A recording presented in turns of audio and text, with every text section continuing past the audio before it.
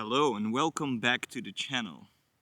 Today I'm in the desert here in Abu Dhabi. I've been working on an art project together with my good friend Michael Eng.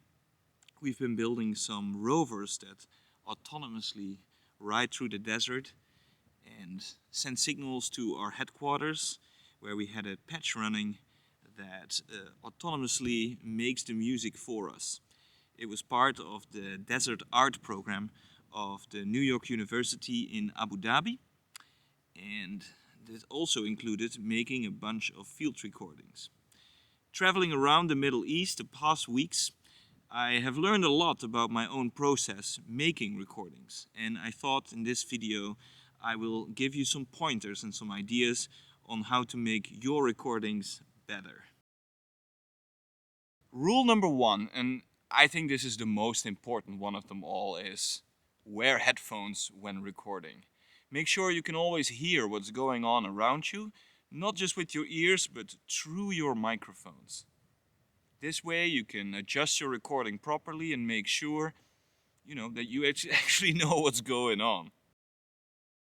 Always make sure that you have wind protection.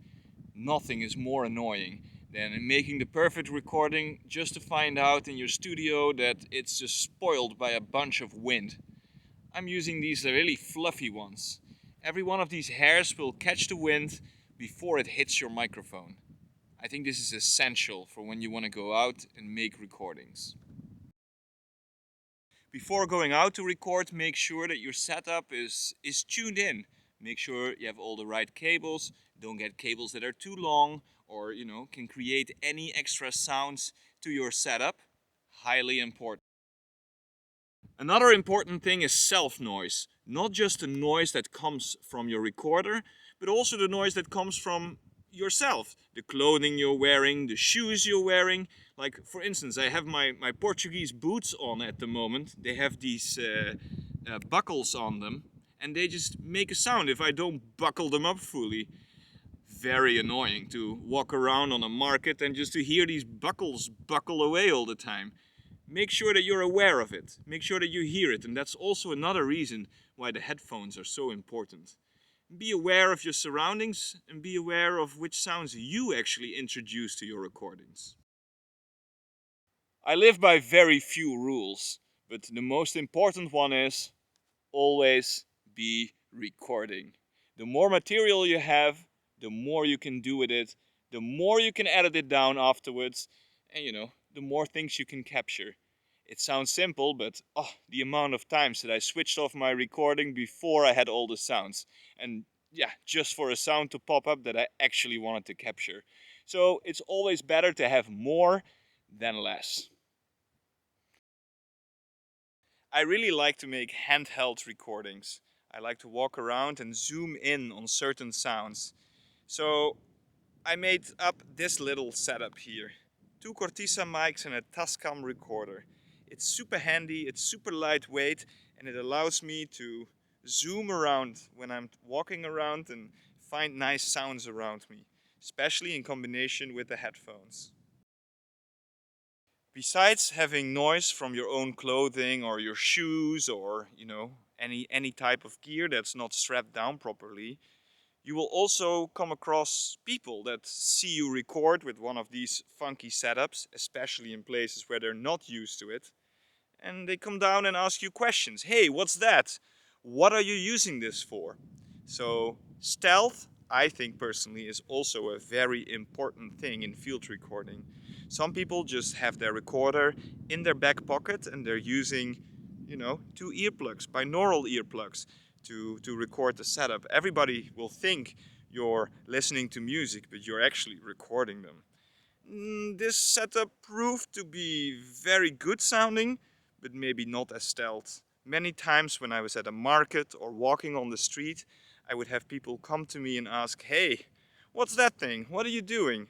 Especially in a state like UAE or Oman, where they don't come across this very often. You get a lot of questions, and that can also ruin your recordings. So think about, okay, what will this look like for others? And what will the questions be that I will get? So you can be prepared for that. What's also very important is stereo separation. On my little recording device, I'm using this K&M stereo bar, a small stereo bar, which is made for cardioid microphones. It's always good to have a little bit of separation between the two channels so you can have a nice broad stereo image. The rule of thumb is the broader the stereo image, the better. When I'm using my recorder to record sounds that are static, so I'm not walking around, I actually use a stereo bar that is 68 centimeters wide. This to create a stereo image that's so wide that you can really hear sounds going from left to right.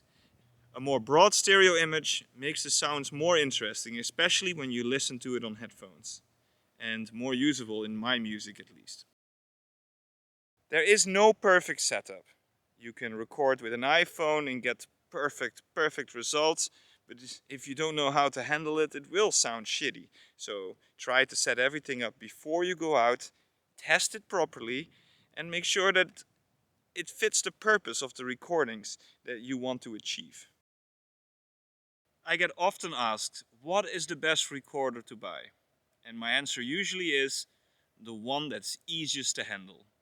And it doesn't have to cost very much. I have this Tascam recorder for years. I think the self noise is great. It doesn't, add any noise to my recordings as long as you use them with external microphones like the Cortiça ones that I'm using here. Anything that will capture the sounds for you so you can use them later, to me is fine. If you want to get started, you don't have to buy the most expensive recorder. Upgrade as you go along. My 2 cents.